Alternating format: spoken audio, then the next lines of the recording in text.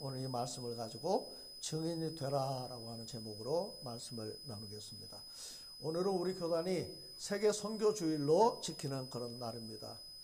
통계청에서 5년마다 인구주택 총조사를 하는데 종교 인구는 10년마다 그 조사를 합니다. 그러니까 가장 최근에 조사한 그 조사가 2015년에 조사한 거예요. 그 통계를 보면 기독교인이 967만 5,761명, 천주교 9만 명, 불교 761만 명, 그렇게 통계가 나와 있습니다. 한국 리서치라고 하는 곳에서 종교 인구를 발표를 하는데 2024년에 그 통계에 의하면 기독교인이 20%, 그 다음에 천주교가 11%, 불교가 17%. 통계청 2015년 조사한 거하고 큰 차이가 없습니다. 대한민국 인구의 20%면 우리가 보통 1,000만 명 얘기할 수 있잖아요. 통계와 무관하게 현재 그 교회 현실은 녹록하지가 않습니다. 우리 교단은 대한예수교 장로회 통합 측인데 우리 교회 입구에 들어오다 보면 십자가가 있고 대한민국 지도가 그 십자가 안에 이렇게 들어가 있죠.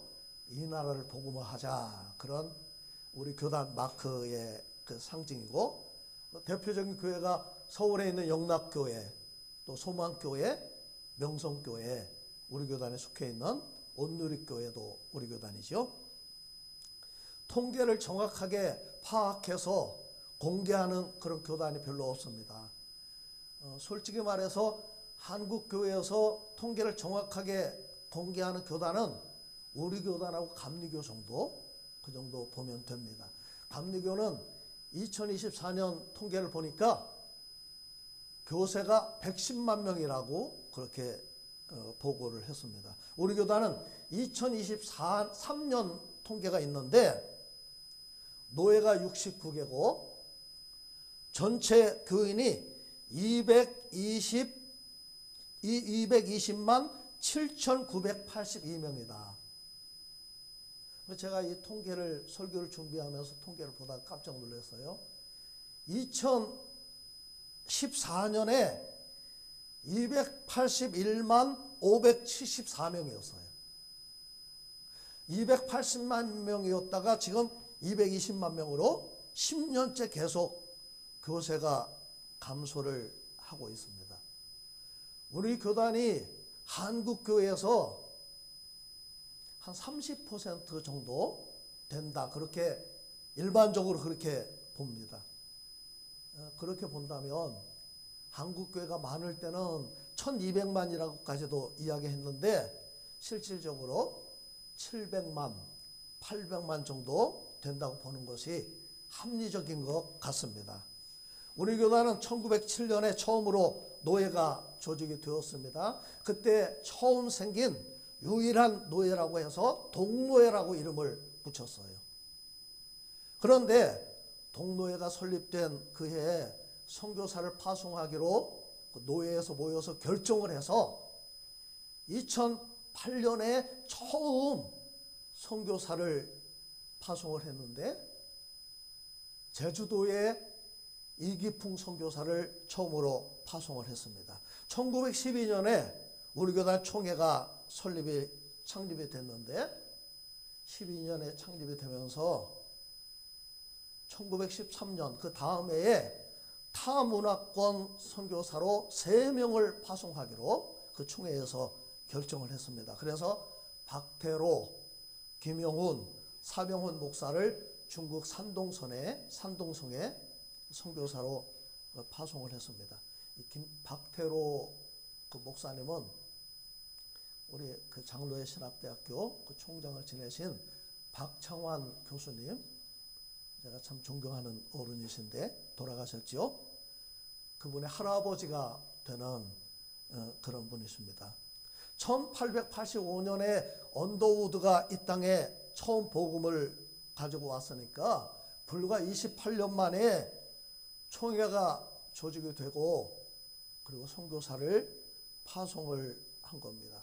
현재 비공식적인 통계는 선교사가 2만 명 정도 된다 그럽니다. 거기에는 뭐 자비랑 선교사도 들어가 있고 좀 불확실한 그런 선교사 명단도 많이 들어가 있는 것 같습니다.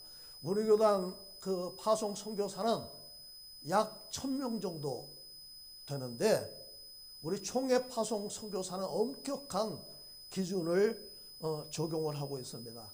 기본 생활비가 매월 2,400불을 지원을 해야 돼요. 아무리 적어도 250만 원 이상을 그 선교사에게 후원을 해야 공식적인 총회 세계 선교부에서 파송하는 선교사로 인정을 합니다. 그리고 주로 후원하는 교회가 있어야 돼요. 파송처가 있어야 되고 협력하는 곳이 있어야 됩니다. 엄격한 훈련 과정을 거쳐서 파송을 하기 때문에 이 선교사 통계가 다른 교단과 좀 차이가 있습니다. 전도는 유앙겔리온이라고 하죠. 깊은 소식, 복음을 전하는 것입니다. 선교는 미션이라고 하는데 보낸다라고 하는 의미를 가진 라틴어 미토에서 온 그런 말입니다. 선교나 전도는 하나님의 보내심을 받아서 복음을 전하는 그런 일이라고 정의를 할 수가 있습니다. 선교를 구분을 할 때 미션 1, 미션 2, 미션 3 약자로 M1, M2, M3라고 그렇게 구분을 하는데 미션 1은 문화권이 다른 나라에 가서 동족에게 복음을 전하는 거예요. 그런 경우가 있지요. 대표적인 경우가 미국에 있는 한인교회들입니다. 미국에 지금 우리 교포들이 제가 2023년 미국 연방정부에서 공개한 통계는 한국 문화권을 가진 사람이 한 200만 명 정도 된다. 그렇게 구분을 하고 있는데 지금 뭐 대표적인 교회가 나성경락교회, 그 다음에 남가주 사랑의 교회, 주일 예배를 한 5천 명 정도 이렇게 모이는 큰 교회를 이루었다고 그렇게 말을 합니다. 미션 2는 언어는 다르지만 비슷한 문화권에 가서 복음을 전하는 거예요. 예를 들면 중국, 일본. M3는 아프리카처럼 언어도 다르고 문화도 완전히 다른 나라에 가서 복음을 전하는 것입니다. 그러니까 선교사라고 하면 M2, M3 거기에 해당되는 타 문화권에 가서 그들에게 복음을 전하는 전도자를 우리 일반적으로 말을 합니다. 전도와 선교는 똑같이 복음을 전하는 것인데 전도는 우리가 이웃에게 복음을 전하는 것이고 선교는 타국에서 복음을 전하는 것이다. 그렇게 이해를 하면 좋겠습니다만은 이제는 전도와 선교의 구분이 없어졌어요. 타 문화권에 가서 복음을 전하는 것이나 횡성에서 지금 우리가 복음을 전하는 것이나 차이가 없어요. 무슨 말이냐? 그만큼 지금 한국 땅에서 복음을 전하는 것이 어려워졌다 그 말입니다. 마태복음 28장 19절 20절 말씀을 예수님의 지상명령이라고 말을 하는데 우리 다시 한번 읽겠습니다. 시작. 그러므로 너희는 가서 모든 민족을 제자로 삼아 아버지와 아들과 성령의 이름으로 세례를 베풀고 내가 너희에게 분부한 모든 것을 가르쳐 지키게 하라. 볼지어다 내가 세상 끝날까지 너희와 항상 함께 있으리라 하시니라. 예수님의 지상명령의 대상이 누구예요? 19절에 보니까 모든 민족, 모든 민족은 모든 사람을 말하는 거죠. 흑인이든 백인이든 황인종이든 나이가 많은 사람이든 나이가 어린아이든 남자든 여자든 이유를 불문하고 누구든지 우리는 예수께로 인도해야 될 그런 책임이 우리에게 있다는 겁니다. 오늘 본문을 보면 네 가지 명령이 나옵니다. 첫째는 너희는 가서 그랬어요. 가라는 거예요. 너희는 누굴까요? 오늘 바로 저와 여러분들이죠. 어디로 가야 합니까? 모든 민족이 있는 곳, 세상으로 가야 된다는 겁니다. 무엇하러 가야 되지요? 예수 그리스도를 전하기 위해서 가야 됩니다. 누가복음 4장 18절 보면 예수님이 갈릴리 회당에서 이렇게 말씀을 선포하셨습니다. 주의 성령이 내게 임하셨으니 이는 가난한 자에게 복음을 전하게 하시려고 내게 기름을 부으시고 나를 보내사 포로된 자에게 자유를, 눈먼 자에게 다시 보게 함을 전파하며 눌린 자를 자유롭게 하고 주의 은혜의 해를 전파하게 하려 하심이라 하였더라. 두 번째는 가서 무엇을 하라고 그랬어요? 모든 민족을 뭐로 삼아요? 제자로 삼아라. 이게 영어 성경에 보면 make disciple이라고 되어 있습니다. 제자를 만들라는 거예요. 헬라어 마테티오는 가르친다라고 하는 뜻이 있어요. 제자는 만드는 것이고 가르쳐서 제자는 만드는 거예요. 내가 믿는 예수를 가르쳐서 내가 믿는 예수 믿는 사람을 만드는 것, 그것이 바로 제자를 삼는 것입니다. 사도행전 18장을 보면 에베소에 있었던 놀라운 사건을 기록을 하고 있죠. 아볼로는 알렉산드리아 출신의 대학자였습니다. 그 당시 유명한 학자였던 필로의 제자라고 알려져 있는 아주 학문도 출중할 뿐만 아니라 언변도 뛰어나요. 그런 사람이 복음을 전하는데 사도행전 18장 15절에 보니까 아볼로를 이렇게 평가하고 있습니다. 그가 일찍이 주의 도를 배워 열심으로 예수에 관한 것을 가르치나 요한의 세례만 알 따름이라. 그런 아볼로를 브리스굴라와 아굴라가 데려다가 하나님의 도를 더 정확하게 풀어서 가르쳤다는 거예요. 아니, 생각해 보세요. 가죽 가공하는 그 평범한 노동자 브리스굴라 아굴라가 대학자에게 복음을 가르쳤어요. 그 말은 무슨 말입니까? 누구에게나 우리는 예수를 증거해야 된다 그 말이죠. 증거할 수 있다 그 말이에요. 세 번째, 세례를 베풀라 그랬어요. 우리가 세례를 받는 것은 예수님이 내 죄를 대신해서 십자가에 죽으시고 부활하셨다라고 하는 것을 믿는 사람이 세례를 받는 겁니다. 세례의 의미는 거듭나는 거예요. 그 밥티조라고 하는 말은 물에 잠긴다 그런 뜻이잖아요. 내가 물에 잠기는 것을 통해서 그 세례의 예식을 통해서 내가 죽고 내가 이제 예수로 살겠다. 그런 고백을 세례의 의식 속에 담겨 있는 겁니다. 그러니까 내가 죽고 예수로 살겠다고 하는 결단이 바로 세례고, 세례를 주라고 하는 말은 거듭난 사람을 만들라 그 말, 그런 의미죠. 자, 네 번째 20절 보니까 내가 너에게 분부한 모든 것을 뭐 하라고요? 가르쳐 지키게 하라. 무엇을 가르치라고 그랬어요? 내가 너희에게 분부한 모든 것. 쉽게 말하면 예수 그리스도를 전하고 가르치라는 거죠. 자, 가라, 제자 삼으라, 세례를 주라, 가르쳐 지키게 하라. 네 가지 동사로 되어 있는 것 같지만 헬라어 원문에는 주동사가 하나입니다. 제자 삼으라, 그 말만이 주동사 명령형으로 되어 있어요. 가라, 세례를 주라, 가르쳐 지키게 하라고 하는 말은 제자 삼으라고 하는 말을 수식하는 분사 명령으로 되어 있습니다. 그러니까 분사로 기록되어 있다고 하는 것은 계속하라는 거예요. 한 번 하지 말고 계속하라는 거예요. 가는데 한 번 가지 말고 계속하라는 거예요.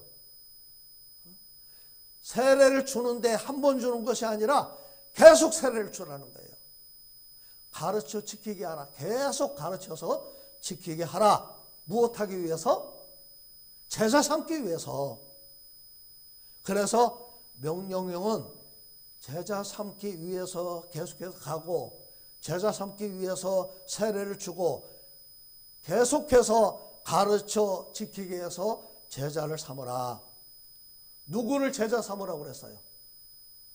너희는 가서 모든 민족, 모든 사람을 제자를 삼으라. 자, 가서 제자 삼아 세례를 베풀고 가르쳐 지키게 하라. 한마디로 말하면 증인이 되라는 거예요. 예수님이 부활하시고 승천하시면서 사도행전 1장 8절에서 마지막 유언의 말씀을 하셨죠. 오직 성령이 너에게 임하시면 너희가 권능을 받고 예루살렘과 온 유대와 사마리아와 땅끝까지 이르러 내 증인이 되리라. 누구의 증인이에요? 예, 내 증인, 예수 그리스도를 증거하는 증인입니다. 되어라 아니에요. 되리라. 증인이 되어라. 내가 노력해서 증인이 되는 것이 아니라 되리라. 저절로 된다는 거예요. 이것은 미래형이면서 명령형으로 되어 있습니다. 사도행전 2장 32절 우리가 다 이 일의 증인이로다. 사도행전 3장 15절 우리가 이 일의 증인이라. 사도행전 4장 20절 우리는 보고 들은 것을 말하지 아니할 수 없다. 사도행전 5장 20절 32절 우리는 이 일의 증인이요 하나님이 자기에게 순종하는 사람들에게 주신 성령도 그러하니라. 그랬어요. 증인은 이 법정에서 쓰는 그런 용어지요. 내가 경험하고 목격한 사실을 증언하는 사람이 바로 증인입니다. 제가 40 몇 년 전에 어린아이가 차에 치여서 죽는 것을 목격을 했습니다. 어린이날 비가 부슬부슬 오는데 극장 앞에 4차선 도로가 있는데 전 신문 보고 알았지요. 초등학교 2학년 아이가 엄마가 다른 애를 업고 있고 그 아이가 아마 극장을 가기로 했는지 너무 좋아가지고 막 그 횡단보도를 막 뛰어간 것 같아요.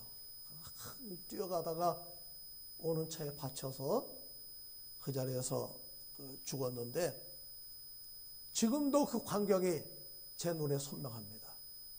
예, 지금도 저는 그 목격한 그 일을 증언을 할 수가 있어요. 사도행전 3장을 보면 베드로와 요한이 성전 미문에서 구걸하던 안전뱅이를 일으켰습니다. 그 사람은 수많은 사람들이 오가는 성전 미문에 앉아서 구걸하고 있었습니다. 한 푼 줍시오, 한 푼 줍시오. 그런데 난데없이 이런 말을 들었습니다. 금과 은은 내게 없거니와 내게 있는 것으로 내게 주노니 무엇으로? 나사렛 예수 그리스도의 이름으로 일어나 걸으라. 안전뱅이가 일어나서 뛰어서서 걸으며 걷기도 하고 뛰기도 하면서 하나님을 찬송하는 것을 보고 사람들이 깜짝 놀랐습니다. 얼마나 사람들이 놀랐는지 사도행전 3장 10절을 보니까 심히 놀랍게 여기고 놀라니라. 3장 11절을 보니까 또 크게 놀랐다 그렇게 기록을 했습니다. 모든 백성이 놀라가지고 솔로몬 행각에 모여든 겁니다. 그때 베드로와 요한이 증언하기를 이스라엘 사람들아 이 사람을 걷게 한 것은 우리가 한 것이 아니라 누가 했다고요? 나사렛 예수, 너희가 십자가에 못 박아 죽인 그 예수가 이 사람을 바로 걷게 한 것이다 라고 증언을 했습니다. 사도행전 4장을 보니까 유대인들이 베드로와 요한이 십자가와 부활을 증거하는 것을 싫어해서 잡아 가두다가 감옥에 가두어 두었습니다. 신문을 하는데 그 재판자리에는 대제사장 안나스와 가야바를 비롯해서 문중이 다 참여를 하고 관리들, 장로들, 서기관들이 모여서 사도들 신문을 하는데 너희가 무슨 권세와 누구의 이름으로 이 일을 행하느냐? 그때 베드로가 이렇게 답변을 하면서 예수 그리스도를 증거를 했습니다. 백성의 관리들과 장로들아, 만일 백성에게 병자에게 행한 착한 일에 대하여 이 사람이 어떻게 구원을 받았느냐고 오늘 우리에게 질문한다면 너희와 모든 이스라엘 백성들은 알라. 너희가 십자가에 못 박고 하나님이 죽은 자 가운데서 살리신 나사렛 예수 그리스도의 이름으로 이 사람이 건강하게 되어 너희 앞에 섰느니라. 이 예수는 너희 건축자들의 버린 돌로서 집 모퉁이와 머릿돌이 되었느니라. 다른 이로서는 구원을 받을 수 없나니 천하 사람 중에 구원을 받을 만한 다른 이름을 우리에게 주신 일이 없음이라 하였더라. 아멘.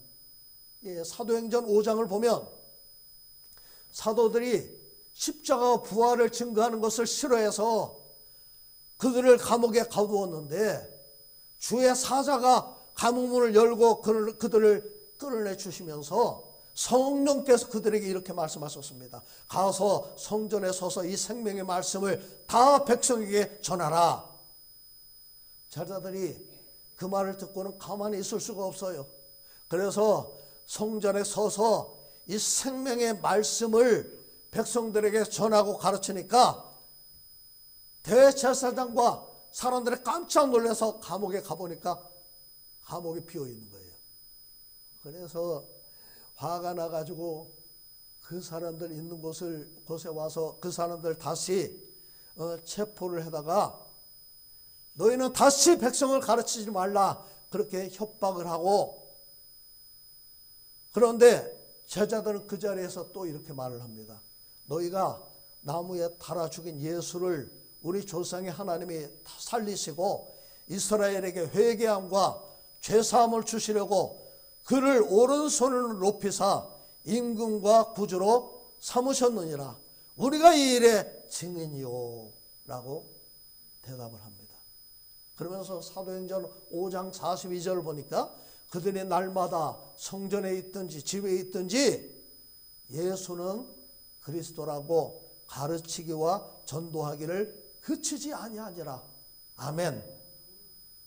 이 증인은 법정에서 내가 경험한 것을 그대로 진술하는 그런 사람입니다. 그렇게 말하는 것을 증언이라고 말을 합니다.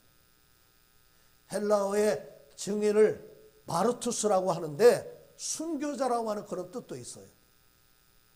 증인이 된다고 하는 것은 순교를 당할 수도 있었다는 거예요. 마르투스, 영어로 마터, 순교자라고 하는 말이 거기서 온 말이잖아요. 스데반이 순교를 당할 때 사도행전 7장 58절을 보니까 사울이 스데반을 돌로 치는 사람들의 옷을 맡아두었고, 사도행전 8장 1절을 보니까 사울이 그의 죽임당함을 마땅히 여겼다 그렇게 되어 있어요. 그러니까 스데반이 순교할 때에 사울이 아주 중요한 역할을 했다는 거예요. 그 일에 직접적으로 관여했어요. 그런데 사도행전 9장에 보니까 사울이 다메섹에서 예수를 영접하고 변화되잖아요. 사도행전 22장에 보면 사도 바울이 자기가 전에 위협과 살기가 등등해서 예수 믿는 사람들을 핍박하던 때를 자기가 예수님 앞에서 고백을 하는데 이렇게 고백을 합니다. 사도행전 22장 19절을 보니까 주님, 내가 주를 믿는 사람들을 가두고 또 각 회당에서 때리고, 그러면서 스데반이 순교할 때 상황을 또 이렇게 고백을 합니다. 22장 20절에 나와 있어요. 또 주의 증인 스데반이, 바울은 예수님 앞에서 스데반이 누구라고 고백했어요? 주의 증인이다. 주의 증인 스데반이 피를 흘릴 때에 내가 곁에 서서 찬송하고 그 죽이는 사람들의 옷을 지킨 줄 그들도 아나이다.